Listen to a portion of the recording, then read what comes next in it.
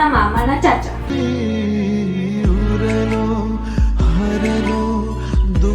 ते बरोबर बोलली तू. मला ते पुणेरी पॅटर्नचा ऍड्रेस पाठव, मी आत्ताच जाऊन जॉईन करतो. तू चल माझ्या बरोबर कॅफेटेरियामध्ये कॉफी पिऊया, बोलूया. काळजी नको करू, पुणेरी पॅटर्न आहे ना. चल. त्यामुळे वाट कसली बघताय, आजच जॉईन करा पुणेरी पॅटर्न.